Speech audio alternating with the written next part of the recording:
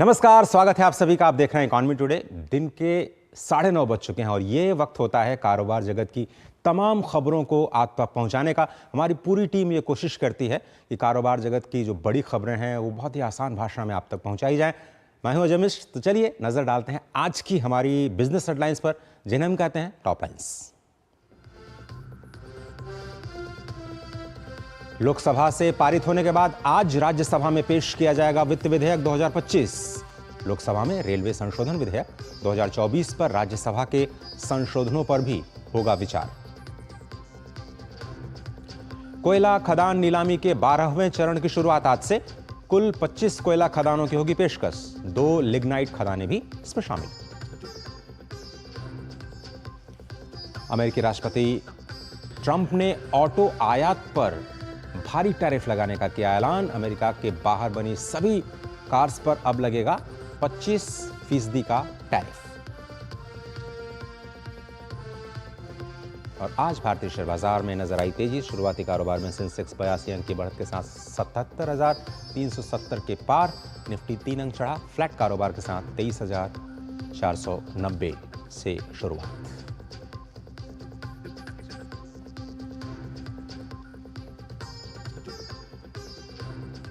तो ये कुछ बड़ी खबरें हैं जिन पर आज हमारी निगाहें रहेंगी और आपको डिटेल में बताएंगे। लेकिन शुरुआत करते हैं आज बाजारों की हलचल के साथ। और गिफ्ट निफ्टी एक ऐसा संकेत जिससे बाजार हमें पता चलते हैं कि किस तरह से खुलेंगे। नेगेटिव बायस के साथ आज गिफ्ट निफ्टी ने जो संकेत दिया था, बहुत ही फ्लैट कारोबार।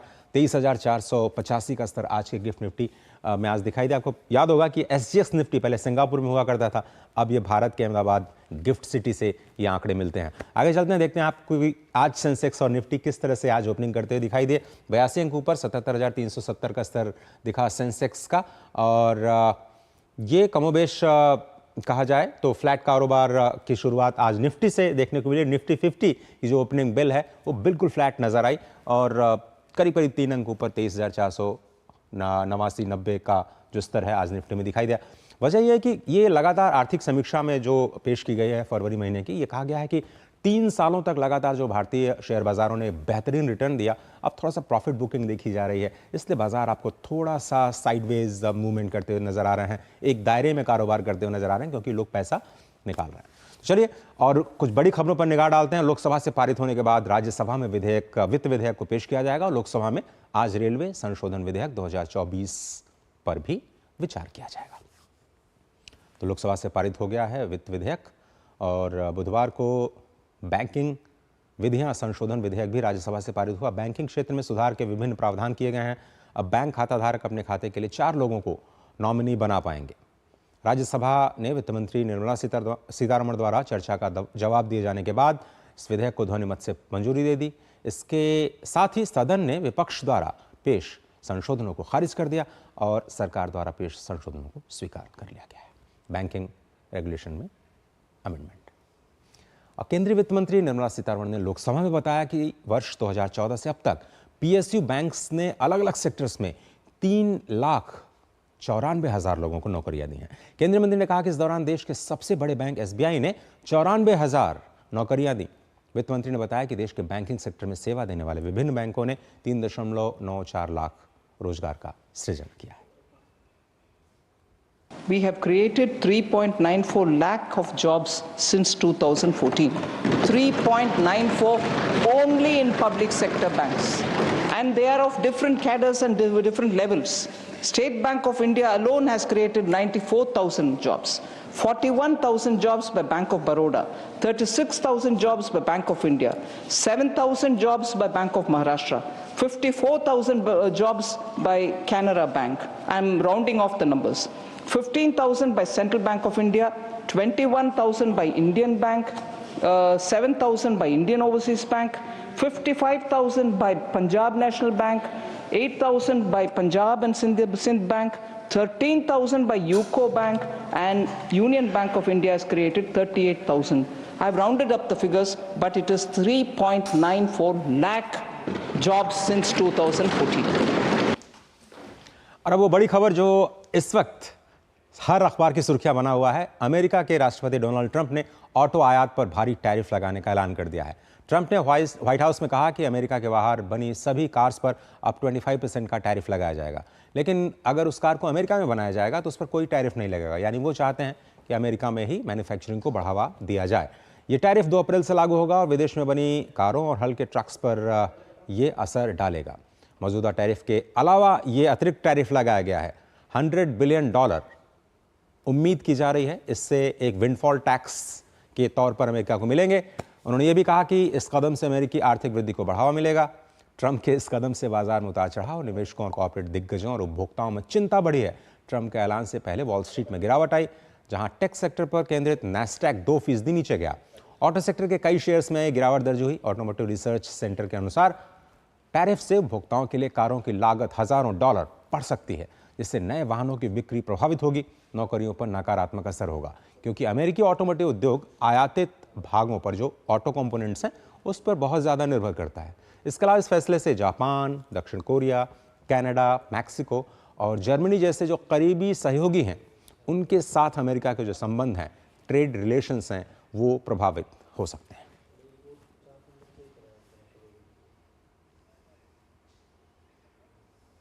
इस पर हम आगे और भी चर्चा करेंगे, लेकिन अब बात करते हैं आज के फोकस की।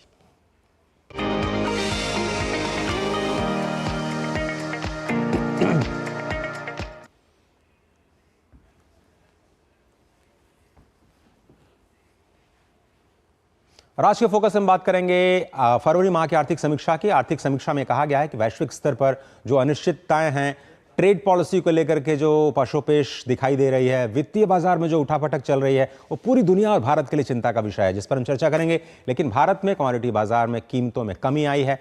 फरवरी माह की आर्थिक समीक्षा में क्या कहा गया है कि भारत सरकार के जो मजबूत आर्थिक सुधारों के कदम हैं, आरबीआई की ओर से जो ब्याज दरों में नरमी का संकेत दिया गया है, जो माहौल बना है, और केंद्रीय बजट में जो लंबी अवधि के लिए प्रावधान किए गए हैं, उससे भारतीय अर्थव्यवस्था में मजबूती बनी रहेगी। आपको दिखाते हैं वो कौन सी बड़ी बातें हैं जो फरवरी महीने की समीक्षा में आज वित्त मंत्रालय ने कल जारी की। समीक्षा में कहा गया है कि देश की आर्थिक प्रगति बहुत अच्छी है, क्योंकि पूरी दुनिया में जब मंदी का माहौल है, भारत की जो विकास दर है वो लगातार बड़ी लार्ज इकोनॉमीज में सबसे ज्यादा बनी हुई है। और कितनी बनी हुई आपको बताते हैं। 2024-25 में ये 6.5% रही जीडीपी की विकास दर।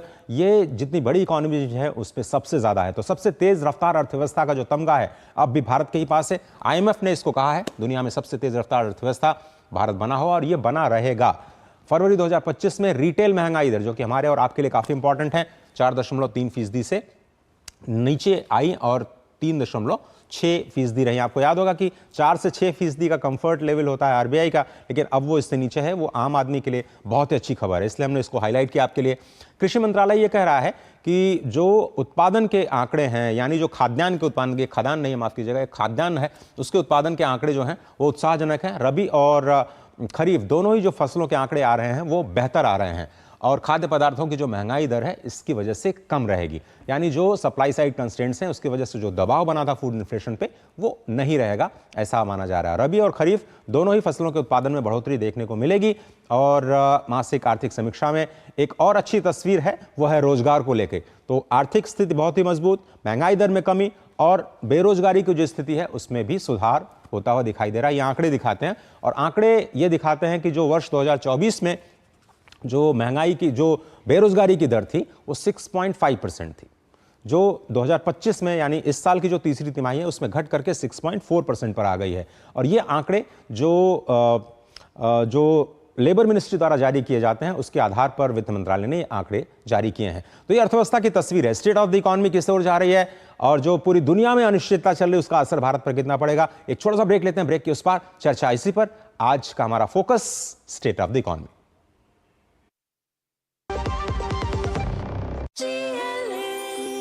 जो लक्ष्य चुना था समझ आने लगा है। जीएलए यूनिवर्सिटी, उच्च लक्ष्य की निश्चित प्राप्ति।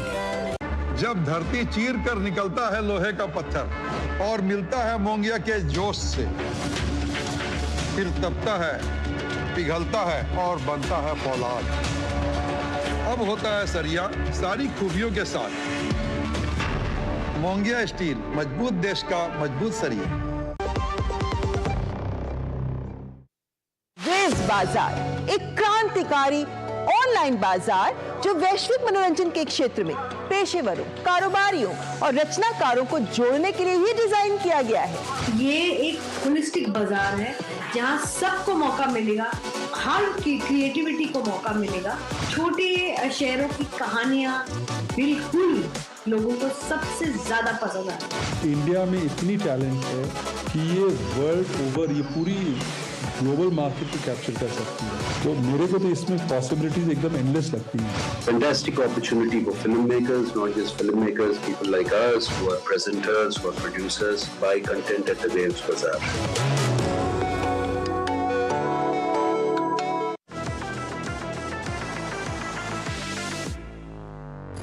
ये है डीडी न्यूज का साइबर अपराध के खिलाफ हल्ला बोल।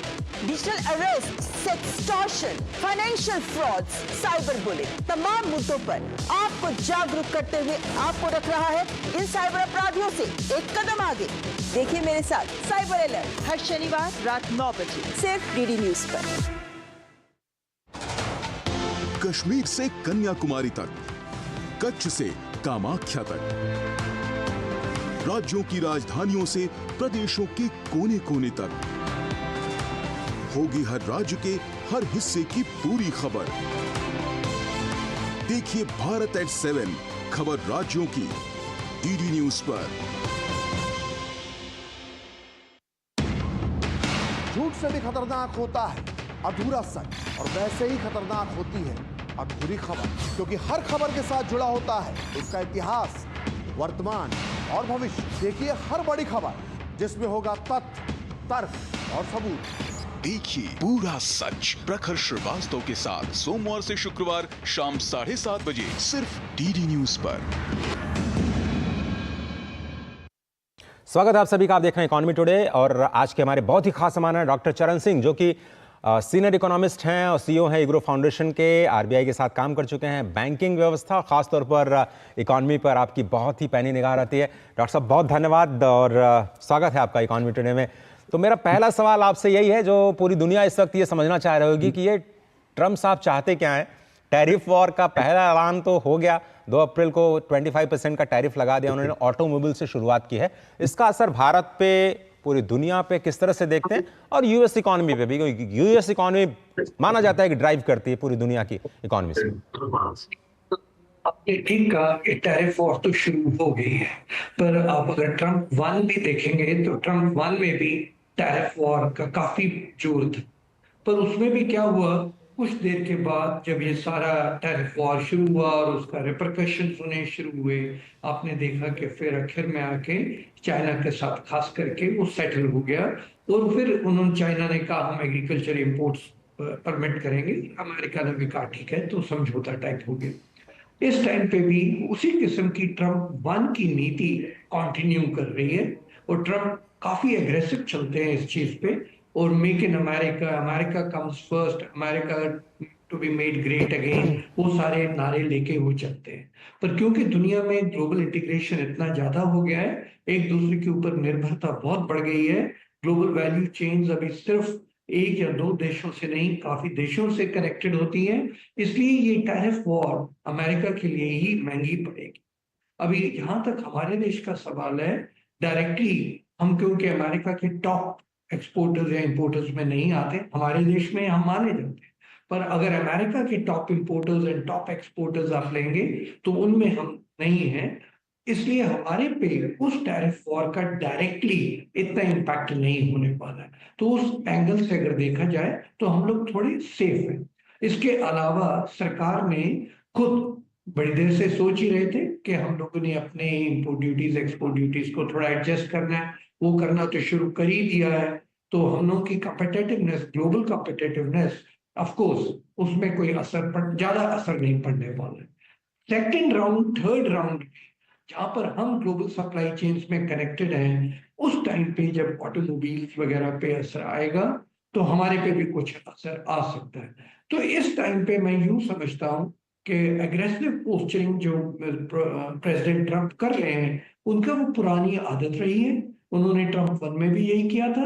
आखिर में जब उन्होंने देखा कि अमेरिका से इंटरेस्ट को थोड़ा ठेस पहुंचता है टैरिफ वॉर में, और वही होता है global integrated economy and global markets में, तो वो अपने आप देन ही स्केल्स डाउन एंड कहीं ना कहीं फिर समझौता हो जाता है। ये सारी चीज 6 महीने तक, 6 महीने से 8 महीने तक मुझे लगता है चलेगी, और ये सारी खेल के बाद उस टाइम में तो मार्केट्स में काफी उछाल रहेगा, अंतरराष्ट्रीय मार्केट्स में, हमारे देश की अपनी मार्केट में, क्योंकि डायरेक्ट और इनडायरेक्ट इम्पैक्ट तो हमें भी पड़ेगा, इमीडिएटली नहीं पर पड़ेगा।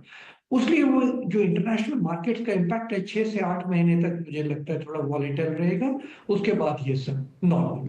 डॉक्टर साहब, चूंकि ऑटोमोबाइल सेक्टर में अभी हाल ही में हमने जापान को पछाड़ा है, हम 3rd लार्जेस्ट ऑटोमोबाइल मार्केट बन चुके हैं in terms of consumer and sales of vehicles.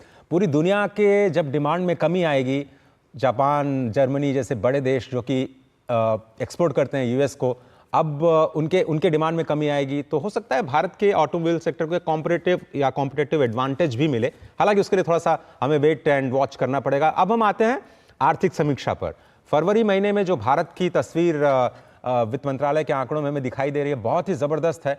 आज भी हम सबसे फास्टेस्ट ग्रोइंग इकॉनमी बने हुए हैं और महंगाई कम है। तो मैं आपका जो कमेंट है चाहूँगा, आरबीआई का ये जो संकेत है ब्याज दरों को लेकर के, वो कब तक हमारे लिए फेवरेबल रहने वाला है? क्या हम कहें कि ये सकारात्मक शुरुआत है ब्याज दरों के लिहाज से इकॉनमी के लिए? देखिए, मेरा मानना है कि हम अकेलौता देश है जो 25 साल आगे सोच रहे हैं, विकसित भारत 2047 की बात कर रहे हैं। हमने नींव पत्थर अच्छा रख दिया है। मैं बहुत घबरा रहा था जब पिछले तिमाही में 5.6% ग्रोथ आई थी, पर आपने देखा है कि उसके बाद हम बाउंस बैक कर गए हैं, और IMF, वर्ल्ड बैंक और इंडिया के सबके एस्टिमेट्स और जो प्राइवेट रेटिंग एजेंसीज हैं उनके भी एस्टिमेट्स अभी सब लोग 6.5% पे आके टिक गए। और मुझे लगता है, मेरा अपना अनुमान है कि 6.5% बहुत कम है। हम लोग 7 और 7.5 के बीच आराम से चले जाएंगे। तो इस टाइम तो बहुत प्रसन्नता की बात है जो इन्होंने कल समीक्षा प्रस्तुत की है, उसमें आप देख ही रहे हैं कि growth, agriculture, industry, services, export का इतना आपने जैसे कहा कि टैरिफ वॉर शुरू हो गया, हमारे एक्सपोर्ट्स को क्या होगा? हाँ, मर्केंटाइज एक्सपोर्ट्स पे थोड़ा सा असर दिख रहा है, पर मुझे लग रहा है 2nd, 3rd राउंड में हमारे पे इम्पैक्ट आ सकता है। पर हम लोगों ने खुद नीतियां इतनी मजबूत बना रखी हैं कि घबराने की जरूरत नहीं। पर सर्विसेज में आप देखिए हमारा उछाल 23% से ज्यादा जा रहा है। तो ओवरऑल अगर एग्रीगेट आप देखेंगे, करंट अकाउंट डेफिसिट कंट्रोल में है। इन्फ्लेशन के आंकड़े फरवरी में देखिए 4 से नीचे हैं, 3.6% चल रहे हैं। फॉरेन एक्सचेंज रिजर्व 11 महीने का इंपोर्ट कवर प्रोवाइड कर रहा है। इससे अच्छी स्थिति देश की नहीं हो सकती है। और मैं ये सोचता हूँ इस हालात में, जिस हालात में पूरी अर्थव्यवस्था, ग्लोबल अर्थव्यवस्था चल रही है, उसमें 6.5% से 7.5% की ग्रोथ रिकॉर्ड करना अपने आप में एक बहुत बड़ी बात है। डॉक्टर साहब, आपने कहा कि ये बहुत ही अच्छी स्थिति है और इससे बेहतर स्थिति नहीं हो सकती। तो मेरा अगला सवाल ये है कि इन्वेस्टमेंट कब आएगा? ये फ्रक्टिफाई कब होगा इन्वेस्टमेंट में? चाहे वो एफडीआई इन्वेस्टमेंट हो, हमने देखा नेट एफडीआई अभी भी बहुत पॉजिटिव संकेत नहीं दे रहा है। दूसरी बात, जो प्राइवेट सेक्टर है वो कब तैयार होगा फिर से अपने इन्वेस्टमेंट को चैनलाइज करने के लिए इकॉनमी में? दोनों पहिए जब तक एक साथ नहीं आगे बढ़ेंगे, सरकार और निजी क्षेत्र, तब तक हम 7%, 7.5% जिसकी बात आप कर रहे हैं वहां तक शायद पहुंचने में थोड़ी मुश्किल होगी। बहुत अच्छा सवाल है। इसमें मैं आपको 2 बातें कहनी चाहूंगा। आप ठीक कह रहे हैं, नेट एफडीआई हमारा अच्छा नहीं चल रहा है, पर अगर ग्रॉस एफडीआई आप देखें तो ग्रॉस एफडीआई में हमारा सुधार चलता जा रहा है, और मैन्युफैक्चरिंग में अच्छा खासा, और फाइनेंशियल सर्विसेज, रियल एस्टेट में ग्रॉस एफडीआई अच्छा है। रेमिटेंसेस बड़ी हैं, वो भी मैं भी मानता हूँ, पर ग्रॉस एफडीआई एक इंडिकेटर है जिससे लगता है कि इंटरेस्ट यहाँ चल रहा है। जहां तक प्राइवेट सेक्टर इन्वेस्टमेंट की बात है, आप भी जानते हैं कि जब इंटरेस्ट रेट हाई होते हैं और ग्लोबल अनसर्टेनिटी होती है, तो पूंजी के जो लोग होते हैं वो ज्यादा इन्वेस्ट करने के लिए एकदम तैयार नहीं होते हैं। अभी क्योंकि इंटरेस्ट रेट कम होने शुरू हो गए, नए गवर्नर आए हैं, उन्होंने नई समीक्षा की है, और उस देख रहे हैं कि क्योंकि इन्फ्लेशन कम हो गया है, ग्लोबल सिचुएशन जिस तरीके उभर कर आ रही है और जिस तरीके हमारे यहाँ इन्वेस्टमेंट होनी चाहिए, इंटरेस्ट रेट नीचे आने शुरू हो गए, और आगे भी एक विचार बन रहा है कि इंटरेस्ट रेट नीचे आते जाएंगे। उस स्थिति में जब इंटरेस्ट रेट नीचे आ जाएंगे तो इन्वेस्टमेंट अपने आप बढ़नी शुरू हो जाएगी। अच्छा, जहां तक डिमांड का सवाल है, इन्वेस्टर कैपिटलिस्ट ये सोचता है कि अगर मैं प्रोड्यूस करूंगा, कंज्यूम होगा कि नहीं होगा। तो जो डोमेस्टिक डिमांड है, डोमेस्टिक डिमांड कुछ तो बजट के कारण सामने उभर कर आई है, जिस तरीके की इनकम टैक्स राहत दी गई है, और कुछ स्थिति जिस तरीके की बन रही है, तो डोमेस्टिक डिमांड भी क्रिएट हो गई है। तो अगर अभी इन्वेस्टमेंट होगी, प्रोडक्शन होगी, उसकी एब्जॉर्प्शन भी होनी शुरू हो जाएगी। मुझे लग रहा है कि अगले 3 से 6 महीने में जब इंटरेस्ट रेट 2 बार और कम आ जाएगा, आप देखेंगे कि इन्वेस्टमेंट प्राइवेट सेक्टर की, जिसकी आप प्राइवेट सेक्टर निजी इन्वेस्टमेंट की बात कर रहे हैं, वो भी आ जाएगा। कैपिटल एक्सपेंडिचर फिर सरकार ने बढ़ाया है, और कैपिटल एक्सपेंडिचर क्राउडिंग इन करता है, उससे काफी ज्यादा प्राइवेट सेक्टर को भी मजबूती मिलती है।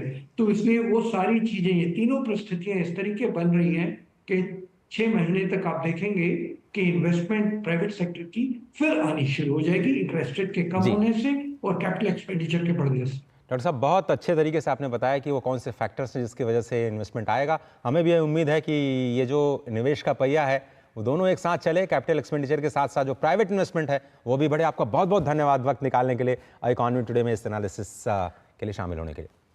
आगे बढ़ते हैं। उधर आरबीआई गवर्नर संजय मल्होत्रा ने फाइनेंशियल एक्शन टास्क फोर्स की बैठक को संबोधित करते हुए वैश्विक वित्तीय ढांचे की सुरक्षा और सहयोग में भारत की भूमिका पर बड़ा बयान दिया है।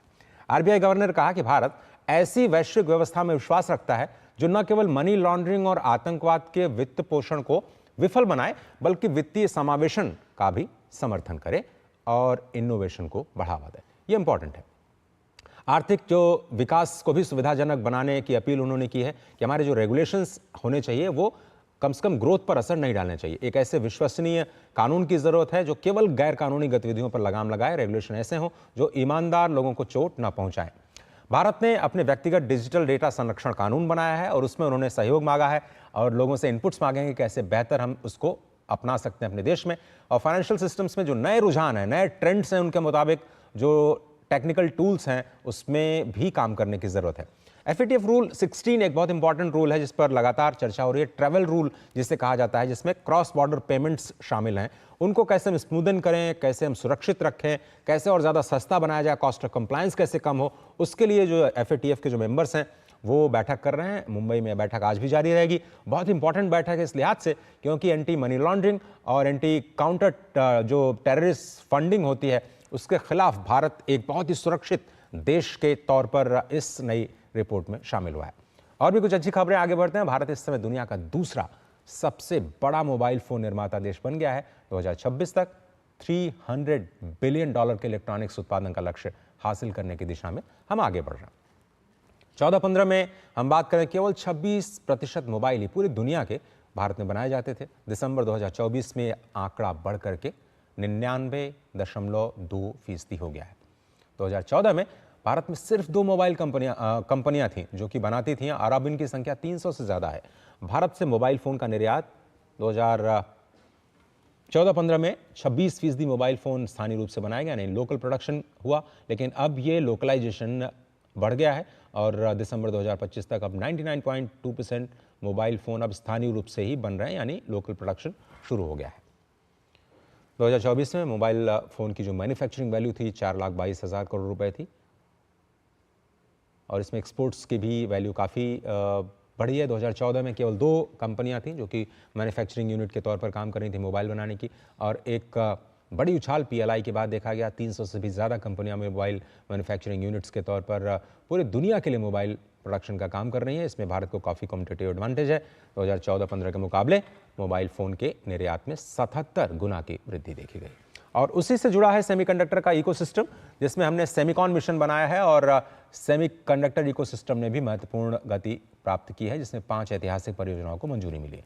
कुल संयुक्त निवेश देखें तो 1.5 लाख करोड़ रुपए के पार पहुंच चुका है। सेमीकंडक्टर पर बड़ा फोकस है जो कि वैश्विक सेमीकंडक्टर इकोसिस्टम में भारत को आगे बढ़ने के लिए एक बहुत ही मजबूत प्रतिबद्धता का संकेत देता है। माइक्रोन के साथ पहली बड़ी परियोजना को 22,000 करोड़ रुपए की मंजूरी दी गई थी। टाटा इलेक्ट्रॉनिक्स प्राइवेट लिमिटेड ने भी भारत में करीब 92,000 करोड़ रुपए के निवेश के साथ सेमीकंडक्टर फैब सुविधा करने के लिए फरवरी 2024 में MOU पर हस्ताक्षर किए। वहीं टाटा इलेक्ट्रॉनिक्स ने भारत में 27,000 करोड़ रुपए के निवेश के साथ OSAT सुविधा प्रस्तावित करने के प्रस्ताव को भी मंजूरी दी थी। इसके साथ CG power and industrial solutions limited ने भारत में करीब 7500 करोड़ रुपए का निवेश किया। OSAT सुविधा को स्थापित करने का प्रस्ताव किया।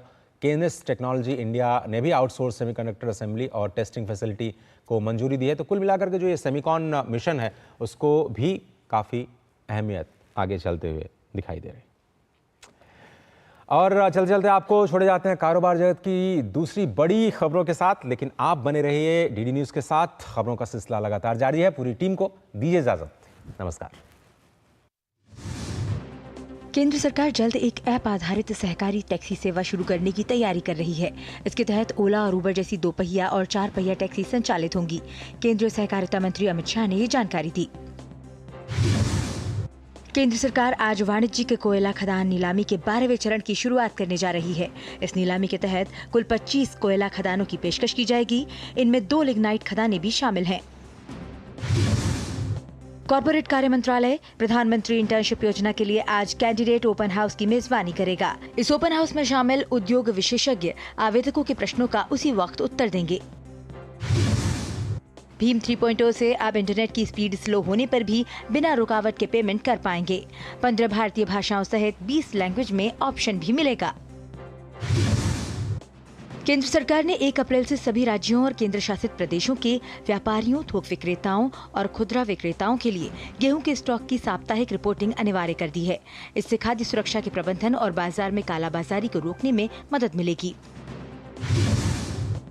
आरबीआई ने वित्त वर्ष 2025-26 के लिए रेपो रेट निर्धारित करने के लिए होने वाली मौद्रिक नीति समिति की बैठक का शेड्यूल जारी कर दिया है। नए वित्तीय वर्ष में एमपीसी की पहली बैठक 7 से 9 अप्रैल को होगी। रिलायंस इंडस्ट्रीज लिमिटेड ने वेनेजुएला से कच्चा तेल खरीदना बंद कर दिया है। यहां से भारत में आने वाला 90% तेल खरीदा जाता था। ये फैसला अमेरिकी राष्ट्रपति डोनाल्ड ट्रंप के 25% टैरिफ लगाने की घोषणा के बाद लिया गया है। Plane manufacturer company Airbus Bharat से कल पुर्जों और सेवाओं की सालाना आपूर्ति में भारी वृद्धि करेगी। कंपनी के सीईओ ने कहा कि 2030 से पहले ये 2 अरब अमेरिकी डॉलर तक पहुंच जाएगी। एस्सार एनर्जी ट्रांजिशन के ईईटी फ्यूल्स ने ब्रिटेन के 2 और प्रमुख हवाई अड्डों को जेट ईंधन की आपूर्ति के लिए समझौतों पर हस्ताक्षर करने की घोषणा की है। इस विस्तार से ईईटी फ्यूल्स का कुल नेटवर्क ब्रिटेन में 9 हवाई अड्डों तक बढ़ जाएगा। साल 2024 में भारत का चाय निर्यात बढ़कर रिकॉर्ड 25 करोड़ किलोग्राम पर पहुंच गया और भारत विश्व में इसका तीसरा सबसे बड़ा निर्यातक रहा। भारत की सबसे बड़ी एयरलाइन इंडिगो लगातार तीसरे महीने देश की सबसे पंक्चुअल एयरलाइन बनी है। एविएशन रेगुलेटर डीजीसीए के फरवरी 2025 के आंकड़ों के मुताबिक दिल्ली, मुंबई, बेंगलुरु और हैदराबाद जैसे मेट्रो एयरपोर्ट्स पर इंडिगो की करीब 80% फ्लाइट्स समय पर रहीं। आरबीआई ने कहा कि उसने एचडीएफसी बैंक और पंजाब एंड सिंध बैंक पर नियमों के अनुपालन में कमी को लेकर जुर्माना लगाया है। केवाईसी पर आरबीआई के कुछ निर्देशों का पालन नहीं करने पर एचडीएफसी बैंक पर 75 लाख रुपए का जुर्माना, वहीं पंजाब एंड सिंध बैंक पर कुछ निर्देशों का पालन नहीं करने पर करीब 68 लाख रुपए का जुर्माना लगाया गया है।